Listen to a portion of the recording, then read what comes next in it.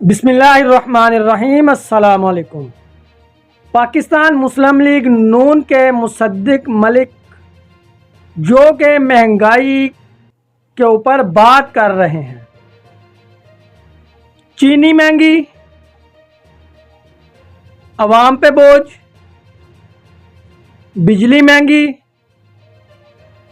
आवाम पे बोझ, आटा महंगा, आवाम पे बोझ, घी महंगा, आवाम पे बोझ, पेट्रोल महंगा, आवाम पे बोझ। तो आपको सुनाते हैं कि उनकी इसके ऊपर वजाहत क्या है। क्या जो पाकिस्तान के कुछ लोग, अमीर अशराफिया तो वैसे ही अमीर है ना, उसका क्या कहना। पाकिस्तान के वो लोग जो 2-3 प्लेट्स छोटे अपने घर में लगाकर कुछ गुजारा करते थे, आपको पता है उसके ऊपर कितना टैक्स लगा दिया गया? 18%। और आज से तकरीबन 1 साल पहले टैक्स फ्री करने के बाद पाकिस्तान के अंदर इन प्लेटों को इंपोर्ट किया गया। और आपको पता है वो किस बिजनेसमैन ने इंपोर्ट किए? आप सर्च कीजिएगा और कमेंट के अंदर जरूर बताइएगा। जब सब कुछ इंपोर्ट होके पाकिस्तान आ गया, अब जब अवाम के खरीदने की बारी आई, जब टैक्स फ्री करके मुल्क के अंदर एक चीज को लाया गया, तो अब 18% टैक्स अवाम पे लगा दिया गया है। और वफाकी वज़रा और स्पीकर कौमी assembly, Punjab assembly, chairman senate, जिनकी तनख्वाहों के अंदर तकरीबन 500% का इजाफा कर दिया गया है। और सरकारी मुलाजमिन की तनख्वाहों में कितना इजाफा किया गया है? 10%। तो आइए आपको मुसद्दिक मलिक की यह गुफ्तगू सुनाते हैं कि वफाकी वज़रा की तनख्वाह क्यों बढ़ी। उनका कहना है कि इन वज़रा के अंदर भी लोग मिडिल क्लास के हैं जो बामुश्किल अपना गुजारा करते हैं। तो अगर उनकी तनख्वाह इतनी ज़्यादा बढ़ सकती है, तो पाकिस्तान के जो लोग 35, 40, 50, 60 हज़ार तनख्वाह के ऊपर गवर्नमेंट के मुलाजिम हैं, उनकी तनख्वाह 10% क्यों बढ़ी है? उनकी भी इनके बराबर बढ़नी चाहिए थी ना, क्योंकि इन वफाकी वज़रा साहिबान की पहले भी 1.5 लाख या इससे कुछ ऊपर थी, 2 लाख लगा लें।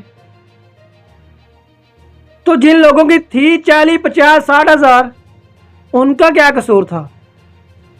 तो आइए आपको मुसद्दिक मलिक साहिब की तवीलात सुनाते हैं। ये आपने तनख्वाहों का जिक्र किया कि वज़रा की तनख्वाहें बढ़ गई हैं, और एक कोई आपने और भी बात की, लेकिन वो सोलर जो आप 10 रुपए में आवाम को 10 रुपए में, हमें 50-60 रुपए में सोलर 10 रुपए में खरीद रहे हैं। जी देखें, सोलर से ही शुरू कर देते हैं। हमारे पास बिजली जो इस वक्त लगी हुई है, हमारी प्रॉब्लम ये है कि हम बिजली लगाते हैं समर्स के लिए।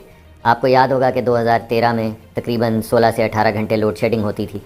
तो वो लोड शेडिंग गर्मियों में ख़त्म करने के लिए हमें तकरीबन 30,000 मेगावाट बिजली लगानी पड़ी।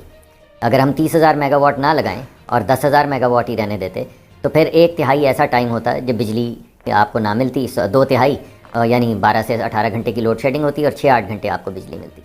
अब जब 30,000 मेगावाट जो गर्मियों के लिए चाहिए वो बिजली लग जाए, तो जब सर्दियाँ आती हैं तो बिजली की ज़रूरत 10,000 मेगावाट रह जाती है। वो 20,000 मेगावाट जो रह जाते हैं बाकी, जो सर्दियों में इस्तेमाल नहीं हो रहे होते, उसके ऊपर कैपेसिटी पेमेंट देनी पड़ती है। अब जब ये सोलर लगने के बाद जब बहुत से लोग निकलना शुरू हो जाएं, यानी जो शख्स सोलर लगाएगा वो ग्रिड से बिजली नहीं ख़रीदेगा। जब वो ग्रिड से बिजली नहीं ख़रीदता, और वो ज़्यादातर साहिब हैसियत लोग होते हैं, क्योंकि सोलर वो लगाता है जो 20।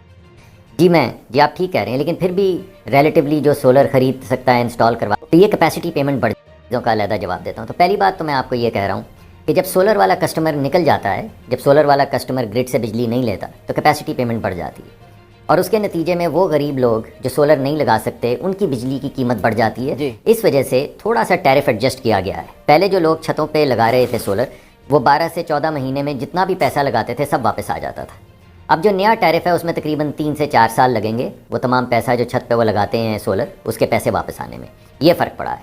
अच्छा जी। दूसरा, आपने जो IPPs का मुआहदा किया है उसके अंदर प्रॉब्लम ये होती है जी कि जब आप किसी को कहते हैं प्राइवेट सेक्टर की किसी भी कंपनी को कि वो आके बिजली का कोई कारखाना लगाए, मान लें कि $100 मिलियन का कारखाना लगता है, मान लें सोलर का या विंड का $100 मिलियन में लगता है, उसमें $20 मिलियन तो इन्वेस्टर का होता है, मगर $80 मिलियन जो है बैंक्स का होता है। क्योंकि हम वो इस वजह से उनको कहते हैं, फोर्स करते हैं कि बैंकों से वो पैसे लें, क्योंकि बैंक की शरह सूद जो है वो इन्वेस्टर की शरह सूद से कम होती है। बैंक से पैसा लें तो 8% पे मिलता है, इन्वेस्टर से पैसा लें तो 18% पे मिलता है।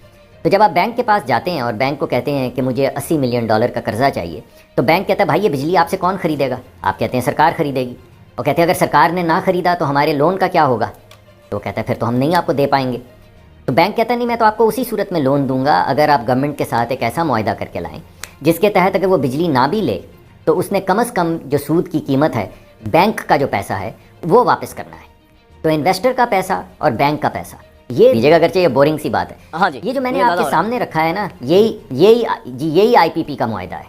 IPP का मुआहदा ये है कि जब आप प्राइवेट सेक्टर को कहते हैं कि आप बिजली का कारखाना लगाएं और गवर्नमेंट आपसे बिजली खरीदेगी, तो उसको बैंक पैसे सिर्फ उसी सूरत देता है जब गवर्नमेंट ये भी उस मुआहदे में लिखे कि वो बिजली ले या ना ले, लेकिन सूद के पैसे सूद पूरा देना जी, समझ आ गई वो ज़रूर देगी।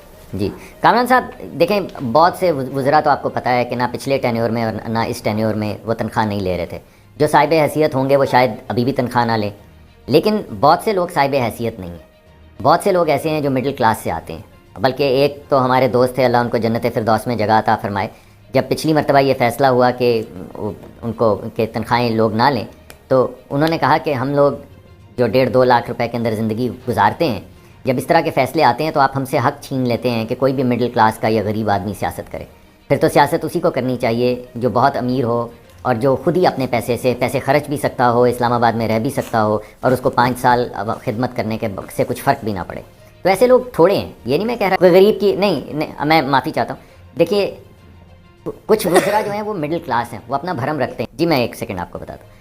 आप तकरीबन 1,80,000-85,000 तनख्वाह होती थी जो बहुत से वज़रा नहीं ले रहे थे एक वज़ीर की, जो अब बढ़ के मेरे ख्याल में शायद अगर आप दुगनी भी कर लें या 3 गुना भी कर लें तो 5 लाख मुझे नहीं। तो आप जी मैंने तो कोई मुतालबा नहीं किया तनख्वाह ज़्यादा लेने का, ना मैंने उसमें कोई शिरकत की है वैसे, लेकिन बहुत से ऐसे लोग हैं जिनका गुजारा नहीं हो। तो मैं आपको ये कहना चाह रहा हूँ कि जिन लोगों ने कॉन्ट्रैक्ट ऑलरेडी लिए हुए हैं उनके ऊपर कोई उनके टैरिफ में तब्दीली नहीं आएगी। यानी वो लोग जो ऑलरेडी इन्वेस्टमेंट कर चुके हैं इस बुनियाद के ऊपर कि हुकूमत खरीदेगी, उनसे हुकूमत ज़्यादा जितनी देर तक उनका कॉन्ट्रैक्ट है 3-4 साल तक 5 साल तक हुकूमत उनसे उसी भाव बिजली खरीदती रहेगी। बिल्कुल ठीक। अब जो लोग लगाना शुरू करेंगे उनको अप फ्रंट पता है कि बिजली जो वापस खरीदी जाएगी वो कितने रुपए में खरीदी जाएगी और जो पे बैक है वो 1.5 साल। नाज़रीन, आपको ये वीडियो कैसी लगी कमेंट बॉक्स के अंदर अपनी राय का इजहार जरूर कीजिएगा। चैनल को सब्सक्राइब लाजमी कीजिएगा, फॉलो कीजिएगा। आने वाली वीडियो तक के लिए इंतज़ार कीजिएगा। अल्लाह हाफिज़।